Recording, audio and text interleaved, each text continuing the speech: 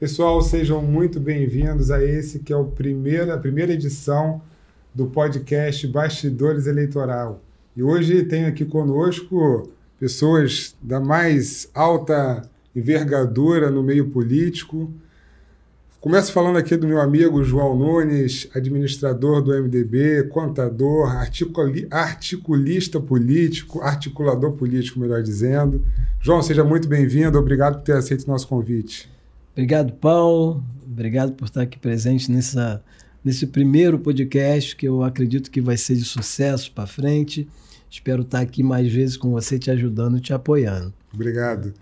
Doutora Amanda Góes, advogada previdenciária, atuante no meio eleitoral. Muito obrigado também por sua presença e estar dividindo essa mesa hoje aqui conosco. Eu que agradeço o convite. Está sendo um prazer estar aqui nesse Abre Alas, né, nesse podcast. E vamos embora, que tem muita coisa legal para a gente falar hoje aqui.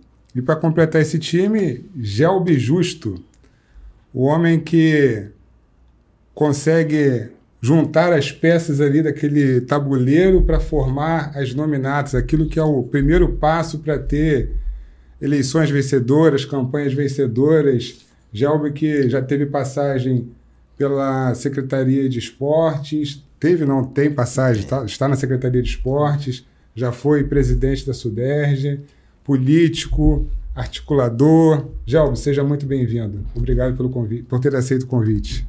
Obrigado, prazer todo meu.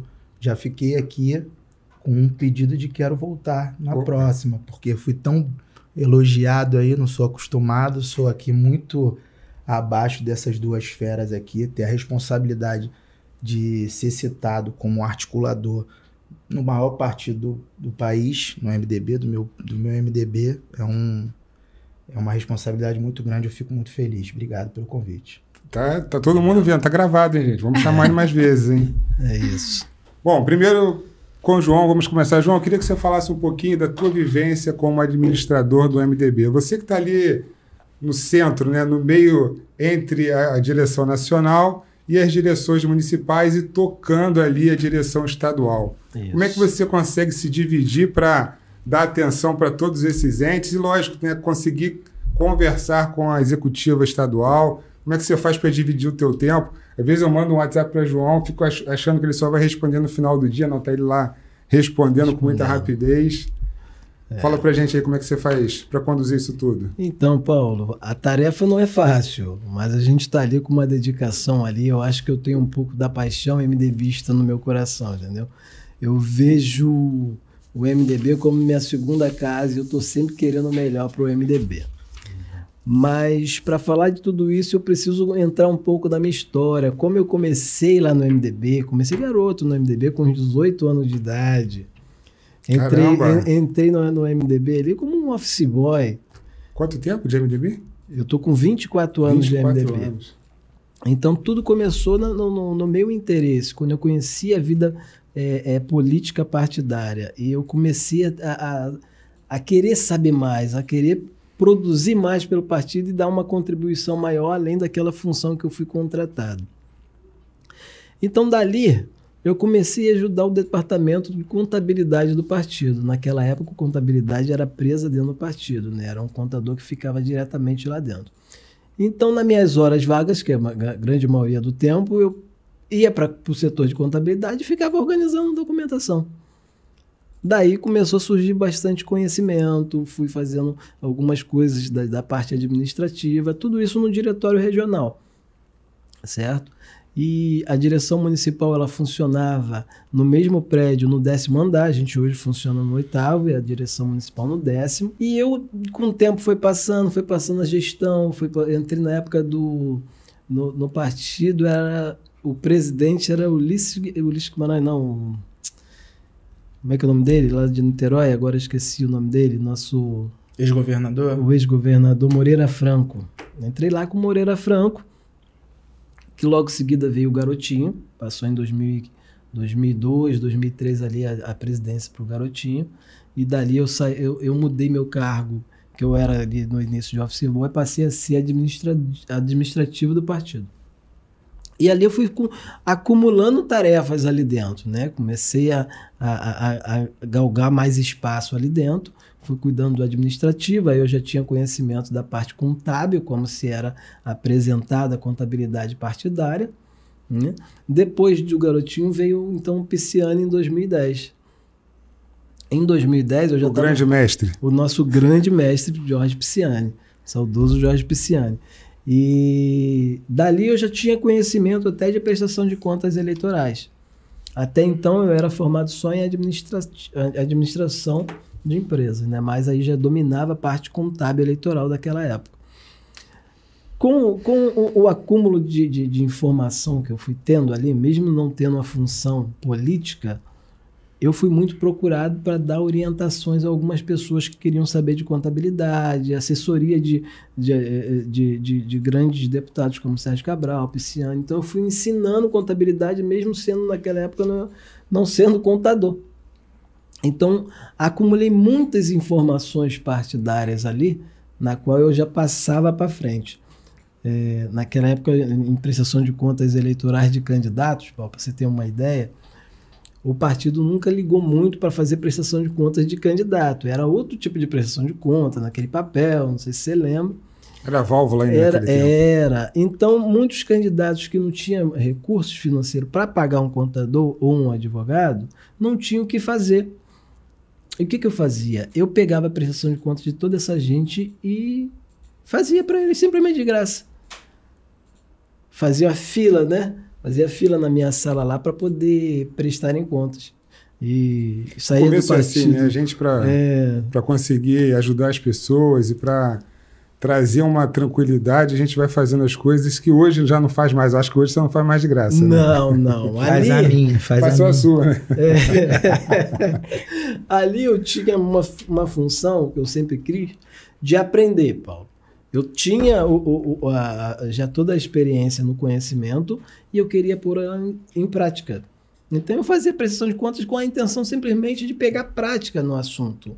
E coisa que de fato aconteceu. Daí eu peguei um nível de contato muito grande dentro do partido e de respeito também pela minha profissão, fui mudando. Passei a ser no governo, na gestão do Pisciani, eu passei a ser já o administrador do partido. O Pisciani me valorizou bastante e dali eu comecei como administrador, tendo contato não só com a direção municipal, mas com a nacional, fazendo todo o diálogo, tanto administrativo, quanto também cuidando de todo o quadro de funcionários do partido, né? Então, toda a base que o MDB precisa de administração junto à nacional, ela precisa passar por mim, tá? Já a gestão municipal, eu não tinha muita coisa ligado a ela, tá, Paulo? Eu era apenas um ajudante, porque eu via que estava uma coisa muito solta na direção municipal, principalmente do MDB da capital, e aquilo me incomodava, as coisas não estarem organizadas. Então eu pegava também simplesmente para organizar. As tarefas são muito parecidas, né? Não muda da direção municipal, estadual e nacional. O que muda, lógico, é o tamanho, a quantidade de demandas que você recebe ali. Exatamente. Mas você acaba que, por estar na estadual... me corrija aqui se eu estiver errado, tá? Mas isso faz parte do ser humano, doutora Amanda. As pessoas que estão na direção municipal sempre acreditam, sempre esperam que a direção estadual vá, de alguma maneira, conceder algum tipo de auxílio, algum tipo de ajuda.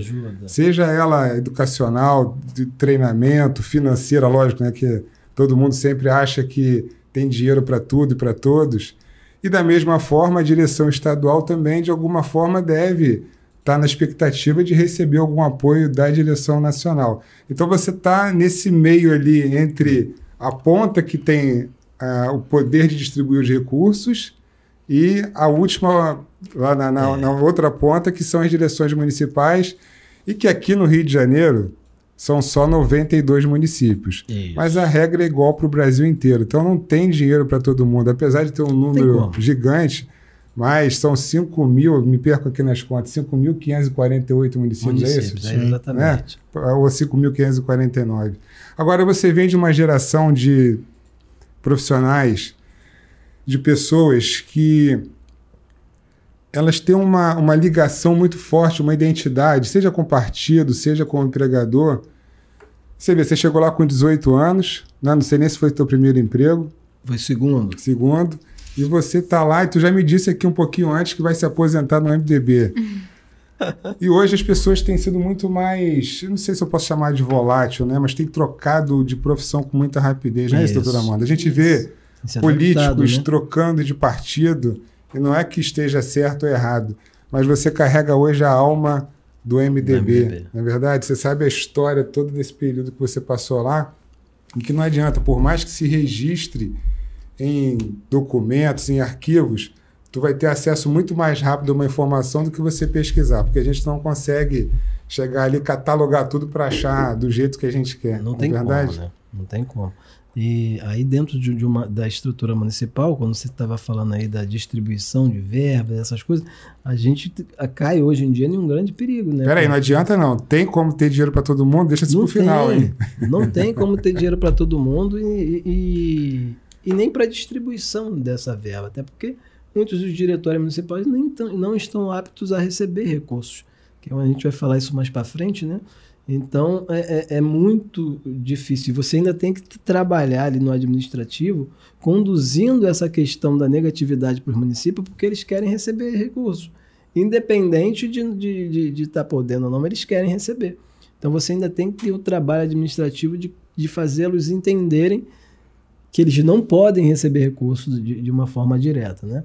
A Nacional já fez até um trabalho para tentar fazer nas campanhas municipais uma passagem de recurso direto para os municípios, mas aí elas tiveram essa realidade que os diretórios estaduais falam, que eles não podem porque a maioria estão suspensos de receber recursos financeiros, né? Então, por aí vai essa rotina toda. E aí, vamos guardar isso por último, por que os diretórios municipais ficam impedidos de receber recursos? Isso. Vamos guardar isso para o final. Exatamente. Pedir ajuda para a doutora Amanda aqui. Vamos virar o canhão agora para o Gelb aqui? Vamos. Depois a gente volta aqui com vocês. Doutora Amanda, ajuda a gente aqui para extrair do Gelb tudo que é importante. Como é que ele faz para conciliar a quantidade? Eu acho que no MDB deve chover lá de pessoas querendo ser candidatos pelo MDB. O João já falou aqui do tamanho que é o partido, o Gelb falou isso também.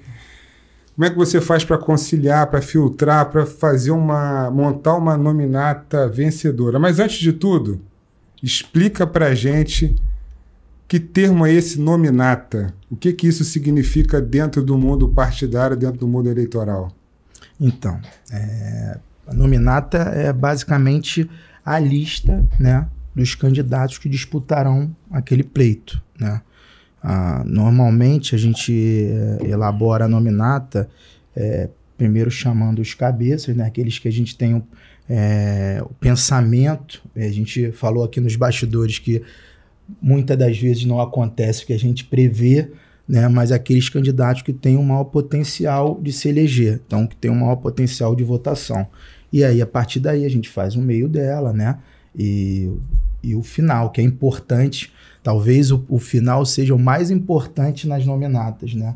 Para a gente conseguir colocar candidatos com potencial alto para não cair. Não adianta a gente fazer uma quantidade de votos lá para os candidatos cabeças e depois a nominata ficar esvaziada. Então, você tinha falado aqui para eu explicar, né? Então, vamos fasear o que é a nominata. É a lista dos candidatos daquele pleito. Legal. Pensa aqui na próxima resposta o seguinte: quais são os atributos, quais são as qualidades necessárias para um candidato poder concorrer pelo MDB? O que vocês buscam num candidato? Mas antes quero ouvir da doutora Amanda, quais são os cuidados que uma pessoa que quer ser candidato a uma campanha eleitoral, um cargo eleitoral, melhor dizendo, que ela precisa ter para poder estar apta a ser candidato? Que problemas ela precisa mitigar? O que ela precisa ter na vida dela? Por exemplo, a pessoa que tem o nome negativado no SPC, né, popularmente chamado de nome sujo. Isso. Essa pessoa pode ser candidata a uma eleição? Isso, perfeito. Paulo, a ideia na Constituição é permitir que qualquer um seja um candidato, perfeito? Então, tem que estar com seus direitos eleitorais em dia, com seus direitos políticos em dia. Porém, a gente acaba encontrando uma dificuldade muito grande quando se trata da qualificação dos candidatos. Então, assim, qualquer um pode? A princípio, sim. A Constituição quer dar essa possibilidade para todo mundo. Mas quantos estão comprometidos a isso? Porque às vezes é só um sonho, às vezes é só um desejo. Mas o quanto você está comprometido com aquele sonho, o quanto a pessoa está comprometida com esse desejo para deixar ali a vida toda organizada e realmente a gente tem um período aí de campanha super curto, mas a campanha começa muito antes. E aí o candidato está ali envolvido com a sua, com o seu bairro, com o seu município, está realmente correndo atrás disso tudo. Então o que a gente vê é isso, que às vezes falta, a Constituição dá, mas às vezes falta um pouco do comprometimento para que a gente tenha candidatos mais qualificados. Então não basta só ter o desejo de ser candidato. Tem que procurar o partido, seja o MDB ou seja o outro que ele tenha uma identidade, né, com mais afinidade. E dali procure saber quais são os requisitos mais influentes daquele partido, porque de repente tem lá o que está nas resoluções do TSE, tem que estar no Código Eleitoral, mas possivelmente o partido precise de algum outro atributo que não seja comum para todos, não é isso, Gelber? Com certeza. Você falou aqui qual é o perfil dos candidatos para a gente montar a nominata. Perfeito. E aqui respeitando aqui todos os outros partidos, mas a gente aqui está falando do partido que eu faço parte, partido que está no meu coração, partido que eu aprendi a fazer política, a montar as nominatas em si, o MDB.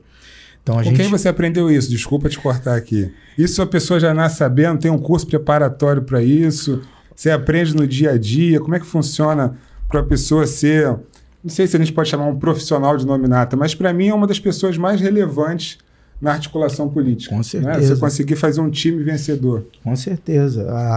Eu costumo dizer que a vitória do político, seja ele qual for, começa com a escolha do partido. Né? Então, a escolha do partido vem junto com a escolha da nominata. Então, assim, você perguntou com quem que eu aprendi. Isso. Eu falo que com a maior propriedade do mundo, com o maior carinho do mundo, que eu aprendi com o maior, né, do nosso estado e um dos maiores do país, que é o Jorge Pisciani. Eu falei aqui nos bastidores que tem o ônus e o bônus, né? O ônus é porque a gente olhava muito ele fazer, e ele costumava fazer, colocar para si embaixo do braço e tocar desde o início da montagem do partido até os núcleos. Ele olhava cada detalhe do partido.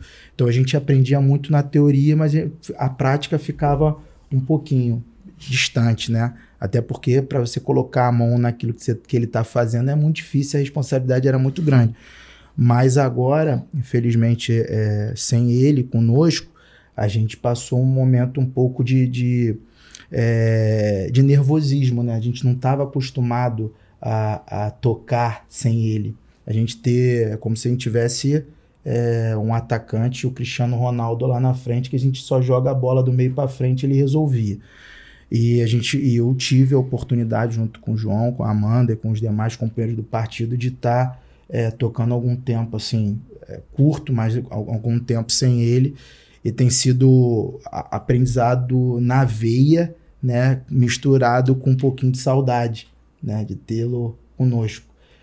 Enfim, completando, né, o que a gente estava dizendo sobre a questão da escolha dos candidatos, a gente procura não simplesmente montar uma nominata vitoriosa. É óbvio que a eleição é vitória na urna, a gente tem sempre que buscar as vitórias, mas a gente costuma fazer um jogo limpo, assim, se eu posso dizer, usar essa expressão. A gente tem que ter candidatos que tenham o perfil do MDB, o sentimento democrático, os valores que o MDB emprega. Então, a gente também procura ver o perfil do candidato também, para não montar nominato simplesmente com números, né? E esse é o perfil que a gente procura. Obrigado. João, falando ainda de nominata, falando ainda de candidatos, Tu que é a história viva do MDB Rio de Janeiro, como chama aquele candidato que tem uma chance pequeniníssima ali de ser eleito? Como é que chama? Mas a gente chama de azarão, chama de a pessoa que você, lógico, todo mundo que está ali entrando na nominata é porque o partido acreditou, mas uns têm muito mais chance do que outros. Não há que ter hipocrisia aqui. Tu já viu aquela pessoa que tinha muita chance de ser eleita, acabando não conseguindo converter ali a campanha, a votação e ser eleito, e ao contrário também, aquele candidato que tinha menos chance acabou vencendo? Que fenômeno é esse? Então, nessa última eleição, nós tivemos exemplos de candidatos que a gente tinha a esperança de fazer uma votação boa e, na verdade, não teve. Agora, os candidatos pequenos que a gente não tinha tanta esperança, eles continuaram nessa mesma base que a gente tinha imaginado mesmo. Não tivemos nenhuma surpresinha esse ano não, né, Gel? Não, mas assim, teve candidatos que a gente almejava ter mais de 30 mil votos e que não chegou a 10 mil, entendeu? Fruto, né? de um trabalho, então, bem construído aqui da nominata. Tá?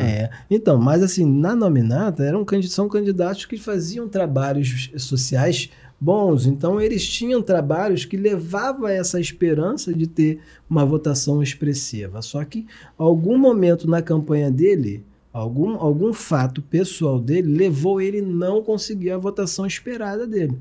Que aí a gente vai entrar em outros segmentos, mas dentro de uma nominata, ele era um forte candidato para o partido. Até porque tinha mandato, né? Uma candidata que já tinha em outras eleições tido mais de 30 mil votos. Então você esperava uma boa votação. E quando chegou na urna, você não teve essa realidade. Então, algum planejamento ruim da campanha, algum direcionamento ruim da campanha dele fez com que esses candidatos não viessem obter os votos que eles realmente, que era esperado deles, entendeu? Essa é uma realidade. Falando ainda sobre candidatura, doutora Amanda, candidatura feminina, algo que está já pelo menos aqui umas 3 eleições deixando as pessoas muito preocupadas. Explica para a gente aqui o que pode acontecer se uma candidatura feminina abandonar no meio da eleição. Agora uma súmula do Tribunal Superior Eleitoral falando sobre isso também. Que riscos os candidatos estão correndo se não tiverem ali de uma forma genuína, sim, trazendo as candidatas femininas para uma campanha eleitoral séria? Sim. Esse é um assunto delicado, Paulo, mas vamos lá. O que acontece? A gente tem aí um limite, né, um percentual mínimo de gênero. Então, 70 homens, 70% de homens, 30% de mulheres. Normalmente essa aí é a conta que a gente fica. Poderia também ser 70% de mulheres, 30% de homens. Mas o que a gente vê é que falta mulheres querendo se candidatar. Que a gente vê que falta mulheres realmente engajadas com esse desejo. Tem, mas não no percentual exigido. E aí isso reflete na campanha da pessoa, porque ela até é um sonho, é uma vontade, mas ela não está ali realmente engajada. Ou às vezes foi numa reunião, naquele momento ali, por uma emoção, eu vou me candidatar. E vai naquele sonho, né? Como eu já havia falado sobre essa questão. Mas não tem o comprometimento, essa responsabilidade de entender, e eu acho que aqui a gente tem muito esse papel de explicar os bastidores eleitorais, que não são tão simples. Não é só dar um número lá no seu Instagram, ou ir pra rua panfletar um pouquinho. Existe todo um trabalho, uma logística muito grande, né? E nem todas as mulheres estão, não só as mulheres, tem homens também, mas a gente vê uma quantidade muito menor de mulheres que realmente tenham esse interesse. E aí o que acontece? A gente, tanto para o homem quanto para a mulher, a desistência ali da campanha é a mesma, a consequência é a mesma, é possível.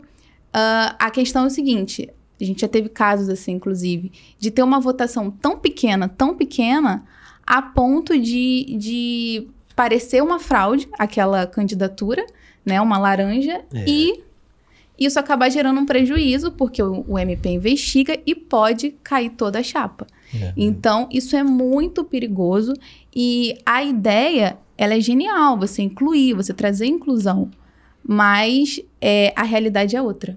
Então, a ideia é ótima, mas a gente não tem tantas mulheres assim querendo se candidatar, e aí a gente acaba passando por esses sufocos. Só complementando aqui, Paulo, dessa questão, se a gente tem uma chapa com os percentuais cumpridos conforme determina a resolução, de 30% para um gênero e 70% para outro gênero, se a chapa foi devidamente registrada, se durante a campanha uma mulher desiste, que você perguntou, a chapa não cai simplesmente por causa disso. O partido ainda tem a possibilidade de substituir, mas dentro da regra, a chapa já foi registrada. Tá? Então, você não gera danos para o partido por causa disso. Certo. Você pode substituir. Agora, entretanto, se numa votação mínima zerou o voto, que é o que está acontecendo muito agora na questão das eleições de 2024, se a candidata não teve voto nenhum, ou se ela teve menos de 10 votos, a justiça, o MP está colocando aí processo de investigação, né? E se for comprovado que aquela suposta candidata é uma suposta laranja, aí o partido corre risco de perder toda uma nominata, e se a gente teve candidata eleita, aqueles candidatos podem sim perder o mandato. Então o partido tem que estar muito alinhado com as suas candidaturas para que a gente evite esses problemas de acontecer, entendeu? E o MDB nunca teve, no seu histórico, lançamento de candidaturas falsas. Ainda bem, porque lá a gente sempre teve busca de mulheres. Mulheres, muitas das vezes, que não tem um percentual de voto grande, mas era a iniciativa delas buscar o partido, até mesmo por causa da base de cursos que o PMDB dá para mulheres, eventos para o PMDB Mulher, chama as mulheres para integrar a política partidária. Então a gente não tem um problema tão grande para conseguir mulher para ser candidata, mas a gente tem um problema muito grande de conseguir mulheres que tenham trabalhos de fato para conseguir votações expressivas, que eu acho que isso é um problema que todos os partidos têm, né? E o trabalho agora está se iniciando da gente conseguir preparar as mulheres para que elas de fato tenham um entendimento perfeito da política e saiba ir buscar votação e trabalhar de uma forma política em prol da sociedade. Você falou um negócio bacana, me lembrei aqui de perguntar para o Jabo também, como é como é a influência hoje do público jovem. Você falou também sobre trabalho de assistência social, dos grupos de base, para te ajudar na formação dessas nominatas. Como é que essas pessoas hoje estão se mobilizando para quem realmente tem ali uma bandeira, para quem quer defender, seja qualquer condição ali de especial, seja de religião, seja de opção sexual, seja qualquer bandeira aqui dentro, acho que do MDB. Jovem, comunitário. Mulher. Como é que essas pessoas hoje se relacionam com o MDB para poder te sugerir nomes e você conseguir fazer ali essa pré-filtragem ali? Então, só se me permitir, só para entrar no tema da questão final aqui da Amanda e do João, da mulher, a gente falar sobre a dificuldade de ter mulher na política, e aí utilizar o espaço aqui para convidar mais mulheres a participar da política. A gente tem na população, a maioria são mulheres, mas apenas 18% delas ocupam o parlamento, né, no nosso país, em todos os parlamentos. Então, assim, você falou sobre como é chamado o final, né, da nominata. Eu vou usar um termo aqui que se utiliza popularmente, que é o rabo da nominata, mas deixar aqui uma observação importante. O MDB não faz dessa forma. O MDB, como o Joãozinho falou, Joãozinho é o João Nunes, tá? Tem assim, essa intimidade, porque como ele disse, ele está há 24 anos no partido e eu devo estar há 18, há 20. Olha. Então, quando eu cheguei, o Joãozinho me recebeu muito bem. Então, assim, não tem como deixar de chamar um João de Joãozinho, seja com tanto tempo, não tem como. Então, assim, o partido, ele na formação da nominata, ele coloca os candidatos com maior potencial, como eu havia falado, mas dali é uma ordem, não que a gente complete o final, tem que completar. Não, a gente recebe candidatos que realmente querem ser candidatos e acreditam na sua vitória. Não tem só que fechar um número. Lógico que não. E assim, o que a gente aprendeu com o Pisciani, é o que a gente acredita ali, e dando condições iguais a todos eles, né? Seja jurídica, administrativa, a gente recebe, a gente treina, a gente coloca os cursos da FUG à disposição, a Fundação... Fazemos palestras, palestras, a gente qualifica esses candidatos. Então, eu só explicando o termo que se usa, mas é um termo que se usa popularmente lá no MDB, a gente não utiliza esse formato. Dizer a questão e aí finalizando a questão das mulheres, para você ter uma noção da nominata, a gente colocou uma mulher muito importante na nossa nominata, que é uma ex-deputada, né, a Rosane Félix, que já teve 50 mil votos, já teve 30 mil votos e teve 11 mil, que obviamente ela disputava eleições estaduais, né, é um pleito estadual, e ela disputou no município, uma realidade diferente, mas foi muito bem votada, né, e um nome expressivo que o nome dela motivou outras mulheres e impulsionou outras mulheres a disputarem para perceber que a nominata era forte e o segmento mulher é respeitado. A gente tem uma presidente, né, a Kátia Lobo, que faz um trabalho fantástico. Que é do Rio de Janeiro, né? Sim, então, e é presidente nacional. O MDB Rio de Janeiro tem uma sorte a mais, vamos dizer assim. Ela faz um trabalho extraordinário com as mulheres no Rio, e esse trabalho foi reconhecido a ponto dela ser presidente do MDB nacional. Então ela representa as mulheres no Brasil inteiro, as mulheres do MDB.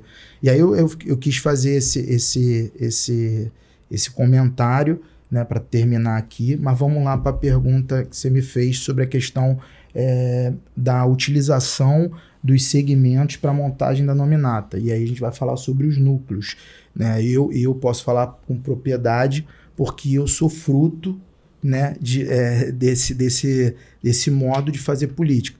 Eu entrei no MDB com os meus 20 anos, fazendo parte da juventude do partido, viagens a Brasília com o movimento estudantil, participei dos espaços de poder que o partido teve, né? A gente teve um momento muito importante, né, do partido, onde a gente tinha muita força na capital, muita força em cada município, dos 92 municípios, né? O Pisciani era o presidente da Assembleia, então todos os espaços de poder que o partido possuía, ele distribuía nos núcleos, e eu sou fruto disso.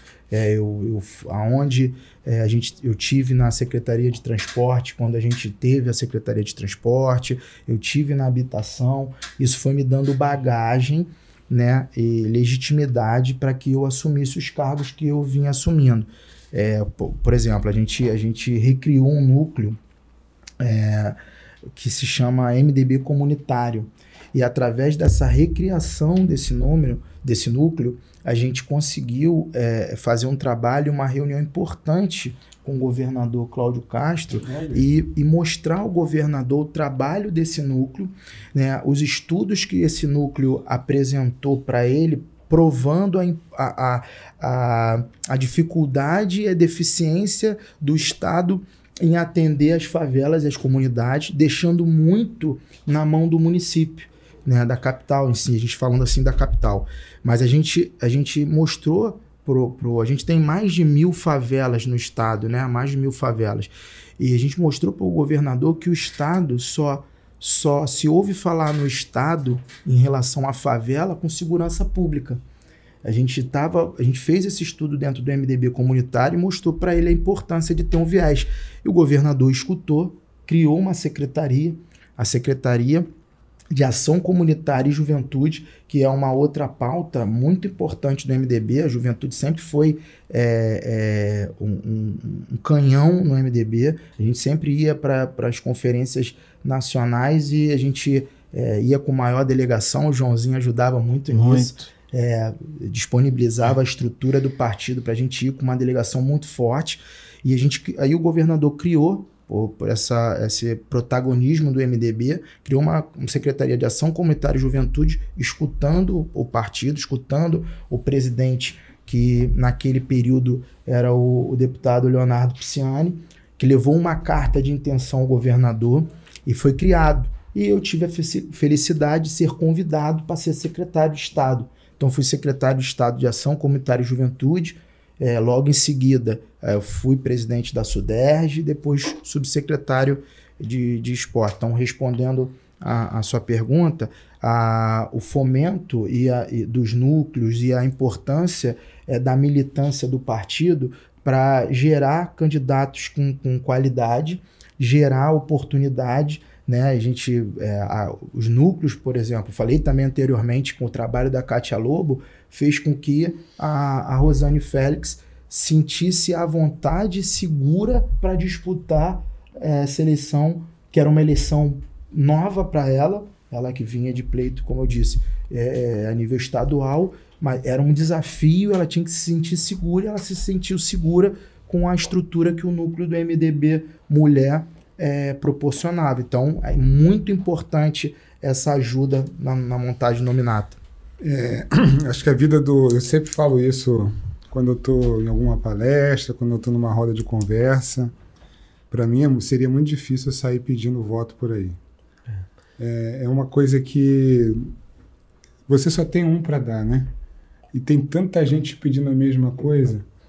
Às vezes o candidato se sente enganado porque achou que ia ter uma votação tal e acaba tendo uma votação menor. Mas o eleitor também muda rapidamente de opinião, né? Porque você pede um voto no começo da campanha, daqui a pouco ele conheceu uma outra pessoa que teve uma afinidade maior. E numa eleição municipal, a disputa é muito mais pulverizada, né? É sobre isso que eu queria falar agora, sobre eleição... Terminou? Terminei. Queria falar sobre eleição municipal. A gente acabou de sair das eleições municipais de 2024, onde o número de candidatos se multiplica por 12, 15 vezes, né? Um número astronômico. A estadual, apesar de não estar lidando diretamente com as campanhas, mas está ali no suporte daquelas direções municipais todas, em vários momentos avalizando quem serão os candidatos, não é isso? Como é que o MDB lida com isso, João? Saindo agora de uma eleição, vamos dizer aqui, quase caótica, né? Assim, do ponto de vista de lidar com pressão de todo lado, candidato pedindo dinheiro, dirigente partidário pedindo dinheiro, pedindo material, dando treinamento, etc. E você agora vem para uma eleição muito menor, mas que tem uma envergadura também parecida no tamanho. A gente está falando aqui, por exemplo, em recursos. Eu já ouvi até, por enquanto é boato, né? Não, se alguém me perguntar quem contou, vão dizer que é mentira, mas que o valor do fundo eleitoral tende a ser até maior do que o que foi no passado. Sim. Tendo em vista que as pessoas estão realmente entendendo que o dinheiro de empresas acabou. É uma dificuldade para conseguir você ter financiadores de campanha. Às vezes você até conhece alguém que tem condição de financiar uma campanha, mas a pessoa não quer aparecer como uma doadora da tua campanha, porque de alguma maneira expõe a vida daquela pessoa, né? Qual é a capacidade de doação hoje de um eleitor? É 10% do limite da renda daquela pessoa. Então, se você faz uma doação de 100 mil reais, né, por uma conta matemática, já se estima quanto é que aquela pessoa ali minimamente teve de rendimento. Você acaba expondo a vida daquela pessoa. Mas aí, voltando aqui para a diferença entre uma eleição municipal e uma eleição estadual. Paulo... E nacional, lógico, né? Não, obviamente, a eleição municipal é uma eleição, vamos dizer assim, de tirar os cabelos. É uma eleição municipal. Porque, assim, é impossível para uma direção estadual conseguir ter uma qualidade na comunicação com todos os municípios no sentido de candidatos, que eu falo. Só em 2024, os partidos lançaram de vereadores mais de 1.000 candidatos. Né? E a gente está falando de um Rio de Janeiro que são só 92 municípios. Né? Está falando de cada partido, não é isso? Cada partido. Né? Lançou aproximadamente 1.000 candidatos. O MDB lançou 1.000 no estado, tá? lançamos para prefeito, em 2024, em torno de 40 candidatos. Olha e aí. Vice-prefeito também, mais ou menos isso. Então praticamente no estado todo. No estado todo, 40, lançamos. Tá? Aí, para você conseguir fazer uma pré-comunicação com todos esses diretórios, com todos esses candidatos, é muito difícil. A gente precisa muito da estrutura do diretório municipal, né? Para você conseguir chegar a informação, chegar a curso, chegar a palestra, chegar a preparação. Né? Não tem como um diretório trazer esses candidatos até ele, até porque a quantidade é absurda. Né? Muito diferente de uma eleição nacional, né? Quando você fala uma eleição geral, a gente tem só para deputado, que agora depois a regra que mudou, acho que foi de 2020 ou 2022 para cá, você só pode lançar 100% mais um de candidato. Então, na última eleição, lançamos 47 deputados federais, que são 46 pelo Rio de Janeiro, isso pode mudar. E tem um trabalho aí para mudar isso. A gente pode perder 4 candidatos aqui no Rio de Janeiro, pode sair de 46 para 42 agora. Então, se mudar, a gente vai poder lançar 43 candidatos a federais. A Legita, nós temos 71 candidatos, né, 71 deputados, então a gente pode... 70 deputados, então a gente pode lançar 71. Então a gente está saindo de quase 1.200 candidatos para menos de 120 candidatos. Então, a eleição municipal, a gente precisa gerar informação e levar até eles. Já na eleição geral, a gente consegue trazer eles até nós, que fica uma eleição mais fácil de trabalhar para que tenha uma qualidade melhor. Né? A gente pode, no nosso próprio auditório do partido, trazer toda a nossa base de candidatos, faz um dia ou 2 dias de curso e palestra para os candidatos estaduais e em outra data faz para os federais. Então a gente consegue trazer eles até nós e melhorar uma qualidade de comunicação, preparação. Então, assim, é muito mais fácil uma eleição geral para a questão administrativa. Né? Para o lado político, aí é questão de acordo, que aí quem cuida disso é a executiva, né? A parte financeira, né? Que é muito importante. E eu vi que você tinha me perguntado aí nos bastidores sobre a questão da verba para os municípios. Sim, né? isso. Então é bom a gente falar disso agora, né? Por que os diretórios só mandam verba agora diretamente para o candidato? Justamente porque, se tratar de direção municipal provisórias, que é coisa que particularmente, João, eu gostaria que isso mudasse, a gente tivesse diretórios definitivos pelo menos num prazo de 1 ano ou 2 anos, para que ele pudesse prestar suas contas. Né? Então, você bota um diretório ali de 1 ano, para que quando findar aquele período, ele possa prestar conta e o diretório não ter nenhuma pendência. Né? Então, isso é importante, Joãozinho. Na tua avaliação, precisava ter uma mudança de legislação cultural, até mesmo partidária, para que se criasse a responsabilidade e a autonomia para aquele presidente poder prestar contas. E o que acontece hoje? Quando muitos presidentes acaba a provisória depois de 3 meses, ele fica impedido de prestar contas. Logo, o diretório fica suspenso de receber recurso de fundo especial ou fundo partidário.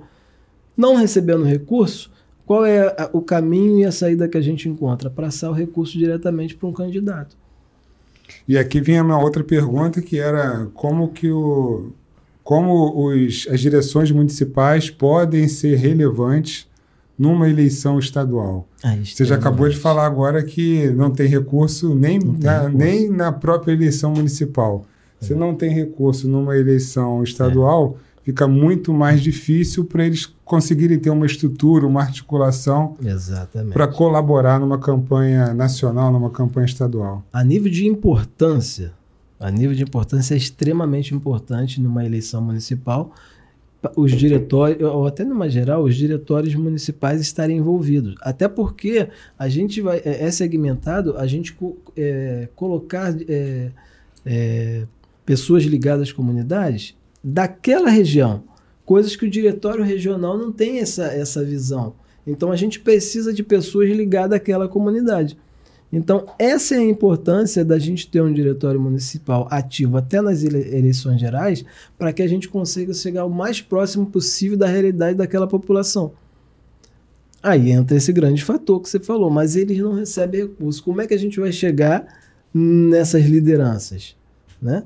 Hoje a gente acaba utilizando a questão de um candidato a prefeito, né, para conseguir recursos, para conseguir captar melhores lideranças e a gente conseguir ir em busca de votos, né? Mas sem recurso para um diretório municipal é muito difícil realmente eles trabalharem, entendeu?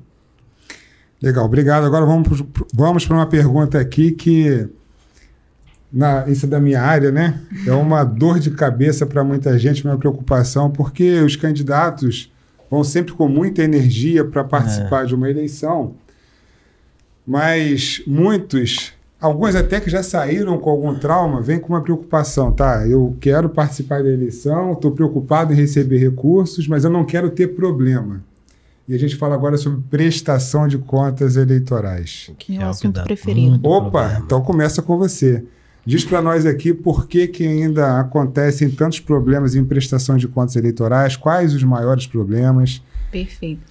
O que as pessoas podem fazer para evitar isso?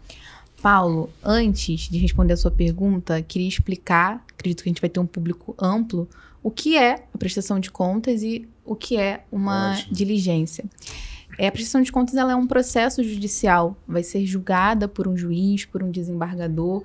Então, muitos candidatos, quando eu agradeço a documentação, doutora, tá certinho? Agora acabou, né? Não. Agora está começando o seu processo. Parece que é só protocolar e está tudo resolvido. Exatamente, né? Não é. Na entrega da prestação de contas parcial já gera o número do processo, que fica lá no Divulga Cand, na página da pessoa, relacionado lá com os processos dela. E ela pode acompanhar. Na prestação de contas, toda a documentação que a gente lança vai direto para o processo da pessoa. E, a partir de então, aquelas contas elas vão ser analisadas pelos técnicos e qualquer dúvida, qualquer inconsistência que tenha entre uma informação e uma documentação ou a ausência de uma documentação é quando vai ser emite-se um parecer técnico onde tem as diligências, é o que a gente chama de diligências, né? Então, olha, eu tô vendo uma informação aqui de um valor, de uma nota fiscal, mas não tô vendo a nota. Então, emite aquela diligência e a gente responde sanando, e aí sim que a prestação de contas ela é julgada, aprovada, com ressalvas, sem ressalvas ou desaprovada. Então, o mais importante é isso. As pessoas não têm essa noção de que é um processo judicial e o que é uma diligência. E com relação às... todo ano a gente bate ali no mesmo ponto, é a questão dos prazos. É tudo muito rápido, os prazos são muito curtos e o candidato, ele está muito preocupado em ir para o campo, em pedir voto, em fazer a parte mais prática da campanha e acha que isso é uma burocracia que ele pode resolver depois. Então, isso é uma grande falha, não deixar alguém, não preparar uma pessoa que vai cuidar dessa parte ou negligenciar, deixar para o final, porque o que acontece é que a pessoa deixa ali para resolver isso depois e aí não tem a documentação que precisa. Então, os prazos, a gente parece às vezes que tem um prazo razoável, mas não tem, passa muito rápido. Então, as pessoas não acreditam, né? Quando a gente conta, são só 3 dias, 72 horas. Eu né? coloco o terror. Coloco o terror, boto 5 dias antes, falo, prazer amanhã. Na verdade, é só na semana que vem. Mas foi a forma que eu consegui trabalhar para poder entregar no prazo. Porque não é te mandar no prazo final. Você ainda tem que trabalhar aquela documentação, aquela informação para poder. E eu não estou trabalhando para um candidato, né? Então, se eu falar assim, o prazo é dia 13, eles vão deixar para me mandar dia 13. Então, eu antecipo, boto um terror. Ainda bem que a gente está com um candidato aqui assistindo a gente. Né? Mas ele fez direitinho a dele. Ele é modelo, fez direitinho a dele. Então, essa questão do prazo. Prazo para abertura de conta, prazo para parcial, final, é sempre uma coisa... prazo de relatório financeiro também, dinheiro entrou na conta 72 horas. Se caiu na sexta, não pula o sábado e o domingo, continua contando. Então, isso é uma atenção muito grande que todo ano a gente sempre alerta, mas não aprendem. Vou lembrar que esse ano, na eleição de 24, muitas decisões agora estão vindo com um relatório financeiro atrasado, comprometendo a prestação de contas, desaprovando a prestação de contas. Particularmente, eu não acho justo. Porque se você olhar tecnicamente, um relatório financeiro ele não é uma contabilidade. Ele não é uma prestação de contas. Então, você julgar uma conta com um documento que não é prestação de contas, eu acho que isso aí tem que ser revisto ali, tá? Na hora de refazer a resolução, porque não é justo você ser reprovado numa prestação de contas por um documento que não é uma prestação de contas. Você ter uma ressalva, você ter algum outro tipo de cobrança, ok, é válido, mas agora você reprovar uma prestação de contas por causa de relatório financeiro entregue em atraso, não acho justo, mas está acontecendo muito nessas eleições de 2024. O que a gente vê muito nesses casos, João, é que os candidatos, no momento que começa a campanha eleitoral, estão preocupados com a campanha. Isso. Muitos têm uma estrutura muito enxuta, eles não têm tempo para poder ficar olhando o extrato com regularidade. Isso. Então, às vezes, tem uma promessa de que vai vir um dinheiro. Aí olha segunda, quarta e sexta. Daqui a pouco esqueceu de olhar na sexta. Quando chegou lá, foi olhar na segunda, na terça, já perdeu o prazo. E aí a gente incorre nesse problema que você falou, porque está muito definido qual é o prazo da prestação de contas parcial e da prestação de contas final. Mas do relatório financeiro, o prazo são de 72 horas depois do recebimento do recurso. Então fica muito difícil dar conta de cumprir a execução desses prazos. E é o que você tem falado. Não vamos dizer que criticar a legislação, mas é o que está proposto lá. Mas é importante e a gente tocar no assunto, nesse assunto. Mas também não estou tirando aqui a responsabilidade do candidato também não. Eu acho que ele precisa, se ele não tem condições de ficar olhando o extrato do dia, ele precisa botar um administrativo também que olha o extrato do dia. Contrata alguém para isso. Né? Porque não é uma função difícil de se fazer. Ô, João, entrou um recurso aqui, toma aí o extrato. Pronto. O candidato não precisa nem estar sabendo dessa informação.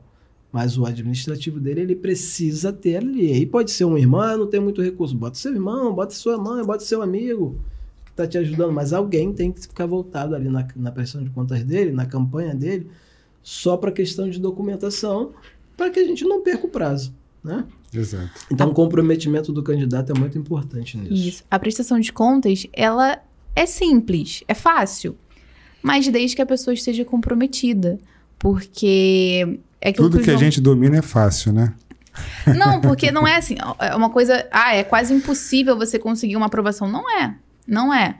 A gente tem as diligências, tem formas de corrigir, tem retificadora, tem várias formas. Então, assim, não é difícil. Mas a pessoa precisa prover o mínimo ali para o contador, prestar as informações necessárias, mas o que acontece é que, às vezes, é a negligência, né? Aí tá ali acha que a parte mais importante é o ir para a rua, pedir voto, não cuida dessa parte, depois arruma um problema com a justiça eleitoral, porque vai ser cobrado. E os valores a ser devolvidos são altos. Então... Eles não desistem, né? Não Eles desistem. são insistentes com a cobrança, não acha que prescreve, não, que não prescreve. Exatamente. Então, é uma coisa assim, para cuidar, porque se não cuidar, vai gerar um problema maior lá na frente. E são vários problemas que aparecem, né, Paulo? Você está acostumado com isso também. É cada problema que aparece com um candidato. Às vezes você está prestando conta, você só fica sabendo de determinada nota fiscal depois que você presta conta. Que aí o TRE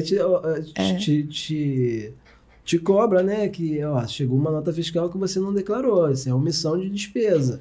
E às vezes compras que não tem nenhuma vinculação com campanha. Mas ele erroneamente, ou alguém dele, foi lá e emitiu a nota no CNPJ de campanha. Um erro simples que compromete todo um trabalho. Entendeu? Então, assim, são vários erros que a gente encontra que poderia ser evitado. Estamos chegando aqui no final do nosso podcast. Vamos agora para uma pergunta aqui que está movimentando a nossa geração. Inteligência artificial. Queria ouvir aqui rapidamente de vocês três. Como vocês acreditam que a inteligência artificial vai afetar as eleições? Quando eu digo afetar, não é manipulação de resultado. É como as pessoas vão se beneficiar. E, lógico, sempre tem o lado bom e o lado ruim, né? De que lado ruim tem nisso também. Começa... Perfeito. Para a gente aqui, doutor. É isso que você falou, tem um lado bom, tem um lado ruim. Eu acho que, ainda que haja legislação e regras impondo limites, a gente sempre vai ter que lidar com a criatividade de alguém que inventou uma forma de burlar a legislação. Então, é inevitável, tá aí. Porém, a gente, nas últimas eleições, tem um aumento muito grande, né? Pessoal impulsionando nas redes sociais, levando a campanha para o digital. Porém, um dos perigos, né, das campanhas digitais são as fake news. Eu acho que a melhor forma de combater a fake news é a pessoa estar em campo. Porque aí o eleitor ele conhece o candidato. Ele sabe do que aquela pessoa é capaz. Então, é inevitável estar aí, mas isso não tira a responsabilidade do candidato estar em campo. João? Então, a inteligência artificial ela já está aí, já é uma realidade, né? Ela veio para ajudar em muitos quesitos, né? Ela tornou-se uma prestação, uma campanha mais barata, né? Eu acho que quando você vê isso de um nível Brasil, uma campanha digital, ela se tornou com um custo bem menor para um candidato. Ele consegue acessar lugares onde ele não teria como, por falta de recurso, entendeu? E através da inteligência ele consegue chegar até lá, através da internet. A população também está migrando a sua busca de informação de candidatos para a internet, né? Para tudo isso. Então, assim, eu acho que de fato já está dentro do processo eleitoral a inteligência artificial. O risco, como que a gente falou no bastidores, eu acredito que o perigo é a má utilização dela pode danificar todo um processo eleitoral, né? As informações não verídicas, ela transforma a opinião de voto, né? Então eu acho que esses cuidados que tem que ter alguma regulamentação eleitoral, né, para que isso possa diminuir os problemas causados por ela. Mas fora isso, eu acho que ela veio para somar, entendeu? E deixar mais transparente o dia a dia de cada candidato para que a população possa escolher de uma forma mais criteriosa a sua votação, né? Gelbo, você vê, né? O que a gente fala no bastidor, a gente conta nos bastidores eleitorais. Fala pra gente aqui, você acha que em algum momento a inteligência artificial vai fazer montagem de nominata? Eu não vou falar aqui. Eu sempre fui arcaico. Até para trocar para smartphone, para o telefone mais moderno, eu tive dificuldade. O meu era aquele tijolão. Sim. Então eu já começo por aí dizendo que eu sou um pouco reticente nessa questão de muita tecnologia. Acho que essa tecnologia, a inteligência artificial, poderia ficar mais no campo, por trás dos bastidores. Vejo muito o Joãozinho e a Amanda que estão com muita dificuldade, pilha de processo para ajudar a fazer a contabilidade lá, a fazer a prestação de conta, e poderia ajudá-los, né, a diminuir essa tarefa. Na fiscalização do processo eleitoral em si. Eu acho que a energia tinha que ficar nessa questão.